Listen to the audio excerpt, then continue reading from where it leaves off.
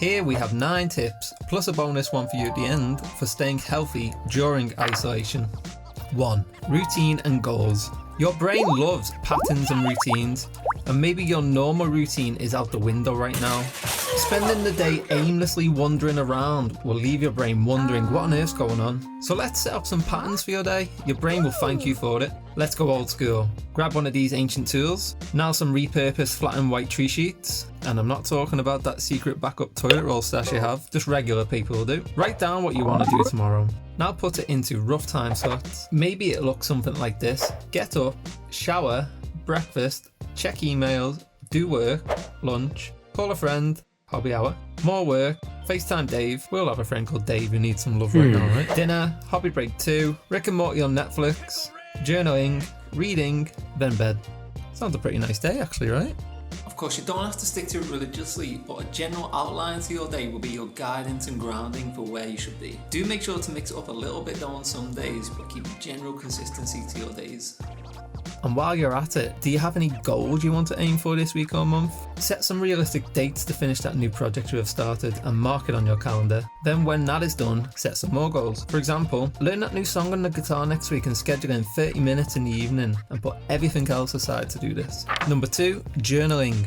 We just mentioned journaling, but what's the deal with it? If you're having feelings of anxiety, boredom, or frustration accumulating in your head, they're serving no purpose in there and can eventually lead to deeper negative feelings and moods. Journaling can be done in many ways, but the aim is to clarify your thoughts and feelings, put a bit more order into the jumble of your brain and get closer to the core of your problems. Just the act of getting out frustrations in this manner can lower stress and make you feel more present. I advise grabbing that pen and paper again, and just before bed, writing about the positives and negatives of your day. Your brain will be less active for addressing any issues you have, and it can help settle you down without having that argument you had or that issue with work bouncing around your brain when you switch the lights off.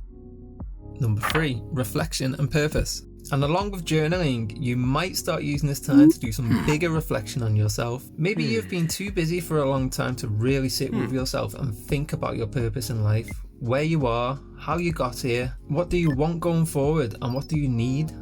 Now you have the time to tackle some bigger questions you might have been putting off or not had the time to digest in a busy day-to-day life. You can really utilise this time to reflect on bigger issues and come out of this feeling ready for a new chapter where you can regain some purpose. One big question is how we spend most of our days in our jobs. Is the job or study you have making you happy? A lot of people are now out of work or working from home, but do you love your job? Do you want to be doing this for the rest of your working life just to make ends meet, or is it something you really enjoy and want to be doing? Think about tackling these 4 points when thinking about your current job or speculating on a career you are passionate about. Are you good at it? Do you love it? Is it something the world needs? And can you earn from it? If you answered yes to all of these, then maybe you're in the right job. But if not, is there something else you would love to do? Of course, money is a factor here, but times like these can really put money into perspective. Life can be fragile and fleeting, so let's do something we can look back on and say we loved, right? 4. Relationships and connections. Humans are innately social creatures, and without regular, fulfilling and varied social interactions, a feeling of loneliness can creep in. And chronic loneliness is shown to shorten life expectancy and can be as harmful as smoking 15 cigarettes a day. Make sure to set some time aside to be connecting with family and friends also isolating from their homes. You will show you're looking out for them and both reap the rewards of a dopamine rush on a video call or voice call to them. Ask how they are really feeling and listen. Maybe that friend or relative you haven't spoke to for a while, could you ring them and see how they are and get an update on their life? All little actions that go a long way in strengthening bonds with each other and fending off loneliness that might creep in if you decide to keep yourself to yourself. If you are isolating with others, you will be relying on them a lot and them on you. You will need to make sure you are having time to connect together and also times apart when you need a breather or some space. Being confined together can cause friction in any relationship, so kindness and allocating areas for quiet time will go a long way. Oh, and don't forget about your pen pal from France you had growing up. Write them a letter too. Number 5, social media addiction. Even though we want to stay connected with people, we do need to keep our social media use in check right now more than ever. Without much incentive in the day, it can be easy just to scroll your way through a whole hour of the day. Be honest, have you been doing that? After 3 days of isolation, I caught myself doing this and decided to take some action. Studies on social media use show that overusage actually increases feelings of social isolation and in turn increases loneliness. So I deleted the social media apps off my phone but kept my chat apps like Messenger and WhatsApp so I could keep the connections with people I wanted to chat and speak to, the real quality connections you have. Give it a go, or at least allocate time to check social media if you feel you are overusing it. I actually recommend only using the internet at this time if it has a purpose or reward for you, like watching this amazing video of course. But after, call a friend, yeah? Number 6, hobbies. Maybe after dropping social media you find you have an extra hour of your day back, so you can pick up that hobby you had. Get your camera out and start experimenting with some super arty shots. Learn chords on that dusty guitar, get creative in the kitchen and cook up a storm, and throw those overcooked brownies at any youth loitering on the street still. Or maybe you could start looking for online classes and YouTube tutorials for your hobby of choice. I hear crochet is pretty hot right now. Number 7, body health. As well as your brain, your body might also be growing cobwebs. How much do we miss a stroll through the park or a hike for the gram right now? We need to keep our bodies moving. Fitness lowers stress hormones, releasing the feel-good hormone dopamine. It can be a key part of our daily routines of combating isolation.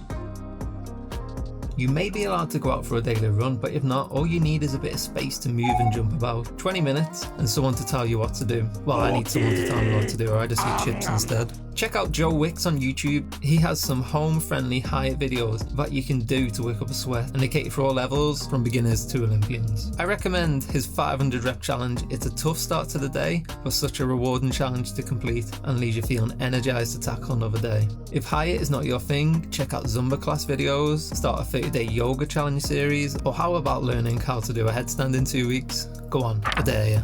Number 8, stress reduction. Stress is dubbed the health epidemic of the 21st century by the World Health Organization. This is because of the ever-growing amount of stress we are exposing ourselves to and the impacts it is having on our bodies, mind and immune system. Stress releases the steroid hormone cortisol. This hormone acts to reduce inflammation in short-term situations, and when a dose of stress dies down, cortisol will too. But when you are under more stress or constant stress, cortisol continues to produce and starts to wreak havoc in your body, causing health issues such as obesity, anxiety, depression, and actually increasing inflammation, all issues that strain and weaken your immune system. So make sure you're giving yourself enough stress-free moments during the day, especially before bed. Consider things like meditation and yoga, as they are shown to reduce stress levels. We also made a video on meditation and how it changes your brain. Find that here and in the description below. Oh, and would anyone like to see a full series on the 2020 modern day stress pandemic? Leave us a comment and let us know. Number 9, what's your tip? Before our 10th and final tip, I left 9 blank and want you to let us know what your top isolation tip is. How are you dealing with it? What is helping you? Leave a comment below and I promise I'll get back to you. Let's have a discussion and help others in the same boat as we're in. Well, not in the same boat, in separate boats that are 2 meters apart, but actually shaped more like houses. Just leave a comment, yeah? Number 10, keep your brain active. There is only so many times you can pace up and down the kitchen, look out the window at the cat, and check your fridge to see if there's any delicious new snacks that have appeared. Your brain will turn into that not so good looking cabbage at the bottom of the fridge if you're not careful. One fun way we can combat boredom is learning through creative thinking, puzzles and problem solving. You exercise the right and left parts of your brain, lower stress levels, release dopamine and can even improve your IQ. Imagine coming out of the house after isolation smarter than when you started. I'd be ever so proud. I have swapped out my social media apps for the Brilliant app, and now I'm using that time to test and challenge my brain with their daily brain challenges. They're great fun to try and solve during my tea breaks or isolation downtime. They actually have over 60 courses that will keep you challenged and engaged during lockdown and in the future on all things science and maths. It's a great time to take their course on the physics of everyday, where they will take you on a journey of learning the concept of physics using everyday objects we are all familiar with in lockdown, like our fridges and toilets. It's pretty fun. Go to brilliant.org/beautiful science and sign up for free and start testing that brain. And if you really like what you see, the first 200 people to use the link in the description and comments below will get 20% off an annual premium membership. It's a brilliant way to keep on top of your mentality and a brilliant way to support beautiful science right now. It will help us make more videos just as a like, comment, share and subscribe does. So be brilliant and support us now in any way you can.